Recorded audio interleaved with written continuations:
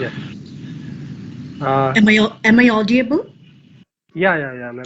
I would like to address now Dr. Farhana Halal, ma'am. She is Associate Dean, Faculty of Humanities and Social Science, Daffodil International University in Bangladesh. Thank you for joining us, ma'am, from Bangladesh. And now you can carry on. Thanks.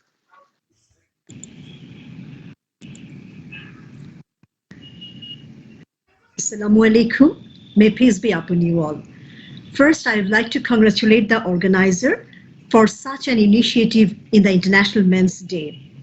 Thanks the young scholars of India for inviting me from Bangladesh. As I have been introduced, I'm Professor Dr. Farhana Helal Mehtab, Associate Dean, Faculty of Humanities and Social Sciences, Daffodil International University. Now, from today's topic, harassment. Harassment refers any conduct that is unwanted by the recipient and which the perpetrator ought to know is offensive or annoying. I'd like to define male harassment as to any form of torture that harassing a man verbally, physically, mentally, emotionally, financially, or sexually in any way in the family, society, or anywhere by the abusive of law. The purpose of harassment may be different. For instance, it may include personal malice or racial prejudice. Some people harass to force somebody to quit their job, while others apply illegal pressure to collect a debt. Another purpose may simply be to gain sadistic pleasure from making another person anxious or fearful.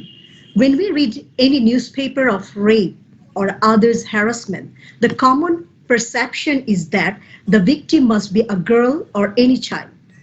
Unfortunately, we neglect or don't want to accept the fact that men too are victims of harassment in our society. Sexual violence against any man is the darkest secret of the patriarchal society. It is usually denied by both the victim and the perpetrator. Male rape is controversial and taboo topic in our society. Legal inadequacy in this regard is also contributing to the societal silence.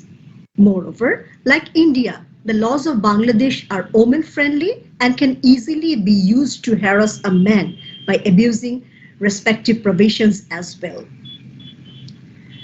Legal abuse is responsible not in injustice for male individual, but also responsible for male's physical, psychological, even overall societal health. There are many laws that specially deals with harassment and violence against women and children in Bangladesh, such as the Domestic Violence Prevention and Protection Act 2010, but we do not have any special provision regarding violence against them, against men.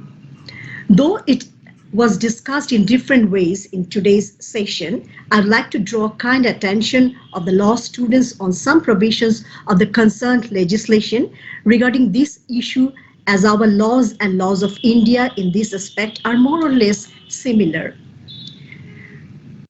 Firstly, as per Section 354 of the Penal Code 1860, which deals with using criminal force to outrage the modesty of woman, it appears that using criminal force to any woman with intention to outrage her modesty is punishable.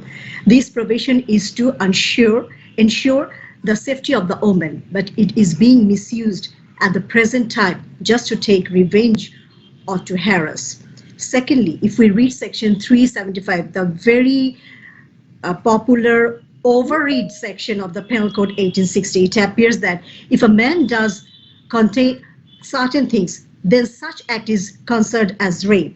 But if any woman do the same kind of act, then such act is not considered as rape according to this section. Same kind of act for a male is considered as rape, and for female it is nothing. Moreover, Section 376 of the same code is the proof where the punishment for a male offender is clearly stated, but no such statement for female offender is found. It is absolutely a gender-biased law and inadequate to ensure injustice for male victim. Thirdly, if we go through the Section 493 of the Penal Code 1860, which deals with deficient cohabitation, we find that any man making any woman to believe that she is lawfully married to him and to induce her for cohabitation. Cohabitation is punishable for male. It can be easily misused by any woman. If she herself makes any man to believe that they are lawfully married and induces him to cohabit, but then claims that the man did this by making her to believe to be married, or after having sexual intercourse with her female husband, then the man is considered as an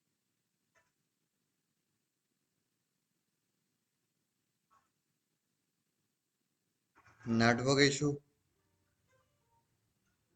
Section 16, if any man has sexual Okay. intercourse with another man's wife, then the male offender shall be punished for 5 years imprisonment.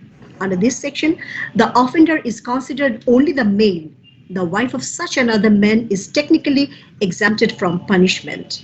Any woman being a part of these offense can easily misuse this provision to harass any man she wants.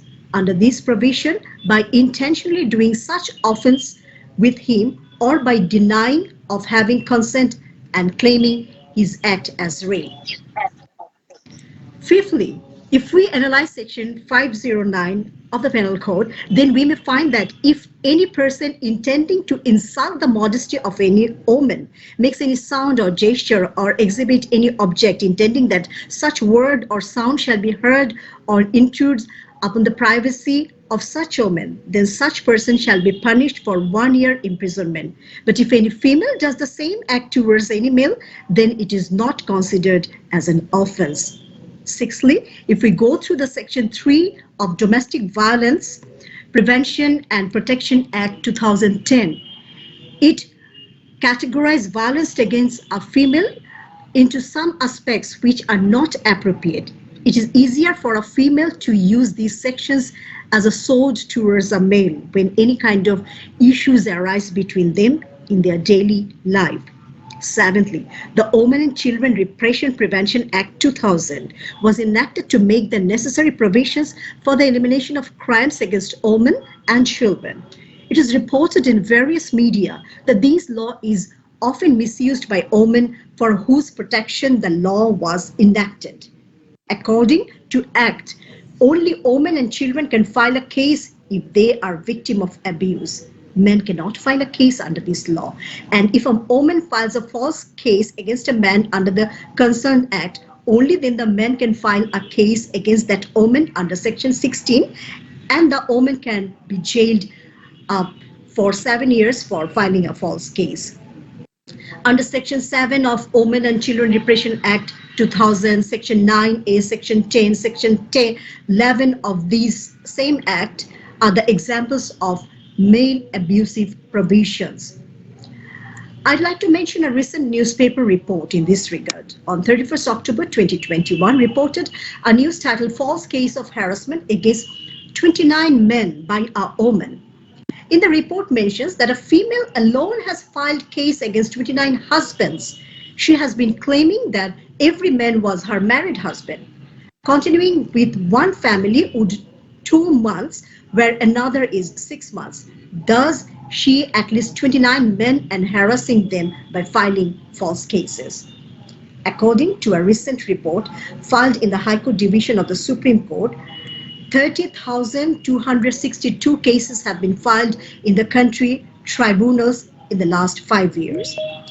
According to another statistics, the total number of cases of torture and rape of women in different courts is 1,60,371.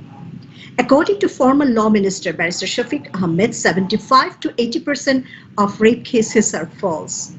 However, the cases of violence against women and rape are not discussed as much as the false case of violence against women and rape.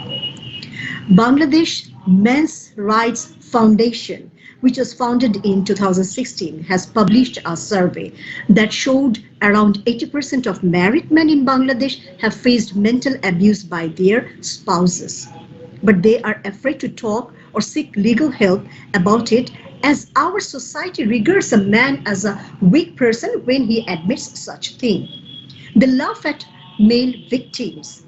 There are no exact statistics on how many men are sexually harassed at work and how many of these men actually file claims for cases of men or boys being raped or gang raped remained undisclosed, and there is little research on this subject. Some 3.7% of men in rural Bangladesh raped at least another man, according to a research done by the United Nations. At least 20 boys endured sexual harassment from January to September this year, and total 31 cases of rape of minor boys were reported, according to the human rights organization Ainu Shalish Kendra of Bangladesh. Among them, 2 were under 6 years of age, 6 are between 7 and 12 years old, and 4 are 13 to 18 years of age. The ages of the rest of the victims could not be determined. On concluding remarks, I'd like to mention that in Bangladesh, the legislation talks mostly about women and child harassment and their remedies. The country has strict laws to protect women and children from domestic violence and sexual abuse, but like the other countries, no such legislation is available to protect the rights of men. To overcome the situation, I'd like to suggest that a supporting law requires to be enacted for men to have proper justice like we have for violence against women and strictly execute them. There is no alternative of laws. In order to get rid of the abuse of married men by women in Bangladesh, the Prevention of Male Harassment Act may be passed in the parliament on an urgent basis. The process of having legal aid should be easy and quick. Media trial by newspaper and television against men must be stopped. Men also can be harassed. These thoughts need to be normalized. Social awareness regarding this issue is necessary so that victims have support around. This year's theme for International Men's Day is better relations between men and women. We should understand the theme and we should respect the theme.